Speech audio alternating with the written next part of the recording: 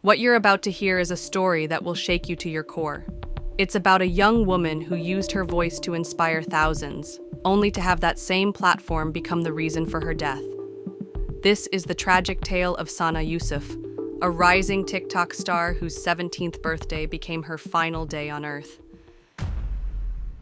In the heart of Pakistan's capital, a celebration turned into a nightmare. A young influencer's message of empowerment was silenced by an obsessed stranger who believed rejection was a crime punishable by death. Today, we dive deep into a case that exposes the deadly intersection of social media fame and real-world violence. I'm your host, and this is the Sana Yousaf murder case. Born on June 2, 2007, in the mountainous region of Upper Chitral, Sana Yousaf was destined for something greater than her humble beginnings. At just 17 years old, she had already carved out a unique space in Pakistan's digital landscape. Living with her maternal aunt in Islamabad, Sana wasn't your typical teenage influencer. While others chased viral dances and fleeting trends, she built her platform on something far more meaningful: cultural pride and educational empowerment. By June 2025, her numbers were staggering. Over 740,000 followers on TikTok and more than 500,000 on Instagram. But here's what made Sana different. She used her influence responsibly. Her content celebrated Chitrali culture, promoted girls' education, and challenged societal norms through subtle yet powerful messaging. Fluent in both Urdu and Khowar, Sana bridged cultural gaps and spoke to diverse audiences.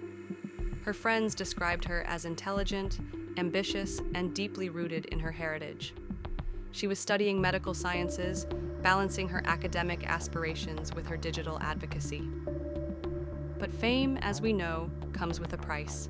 And for young women in the public eye, that price can sometimes be their life. What Sana's hundreds of thousands of followers didn't know was that beneath her inspiring posts and cultural celebrations, a dark storm was brewing. Someone was watching her every move, interpreting her public presence as something it never was. An invitation. Umar Hayat, a 22-year-old from Faisalabad, nearly 300 kilometers away from Islamabad. Like Sana, he was a TikTok user, but with a much smaller following and, as we would soon discover, a dangerously distorted view of reality.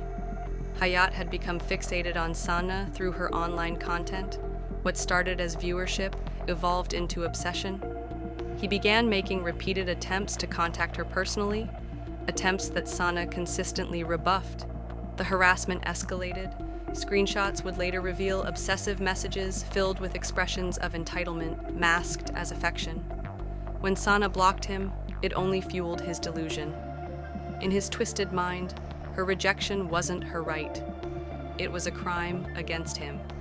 This is where our story takes a chilling turn. Because obsession, when left unchecked, doesn't simply fade away.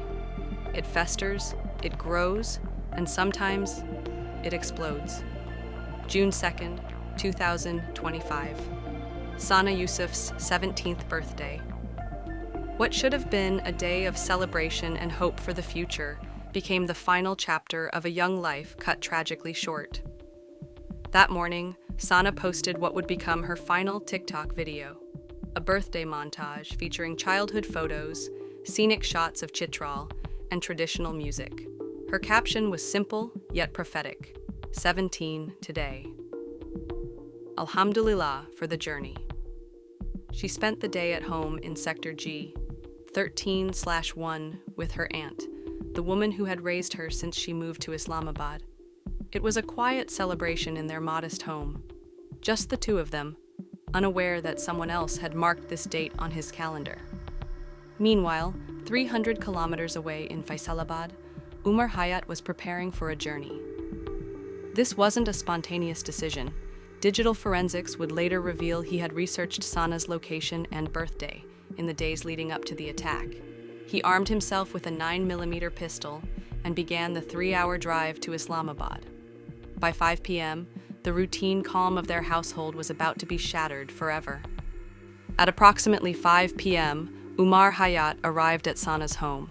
Surveillance cameras captured his approach to the front door. When Sana's aunt answered, she initially refused him entry, But Hayat hadn't traveled 300 kilometers to be turned away. He forced his way into the home. Confronted by both women, Hayat's mask of civility fell away completely.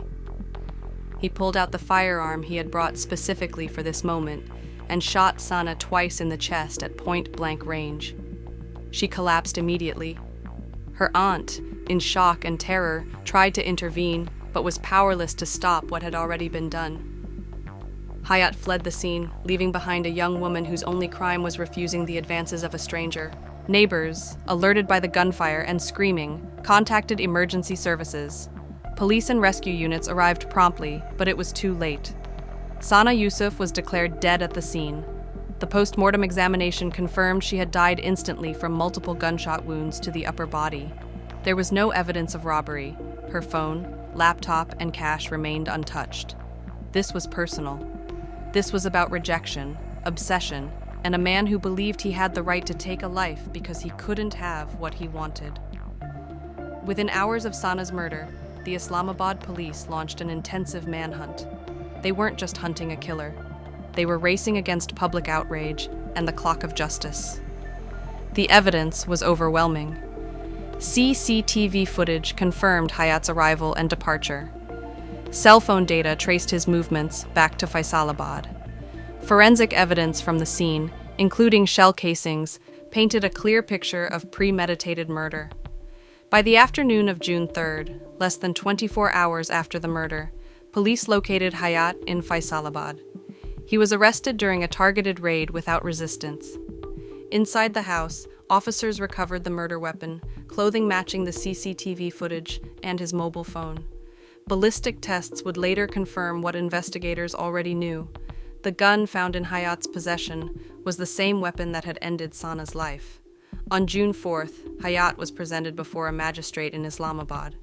Wearing a face covering and flanked by police officers, he remained silent during the proceedings. The court granted a 14-day judicial remand, and he was sent to Adiala jail in solitary confinement. The case was set to proceed under Section 302 of the Pakistan Penal Code, premeditated murder.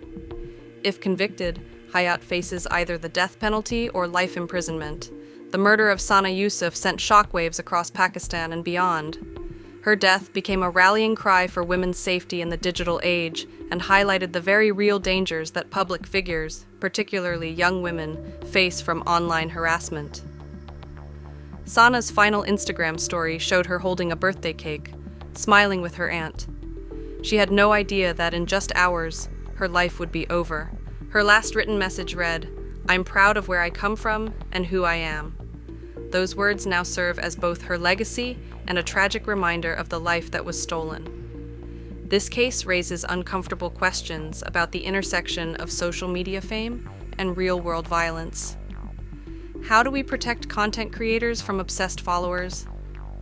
How do we address the entitlement that some people feel toward public figures? And how do we ensure that platforms meant to inspire and educate don't become hunting grounds for predators? Sana Yousaf was more than a social media influencer. She was a voice for her culture, an advocate for education, and a symbol of modern Pakistani womanhood. Her death reminds us that behind every profile picture, every post, and every video is a real person with real dreams, real fears, and the fundamental right to say no.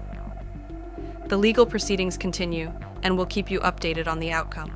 That's all for today's case. If this story affected you, please remember to check on the content creators you follow.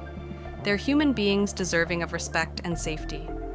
Like this video if it opened your eyes to the darker side of digital fame, subscribe for more true crime content, and share your thoughts respectfully in the comments below. Until next time, stay safe, and remember, fame should never cost someone their life.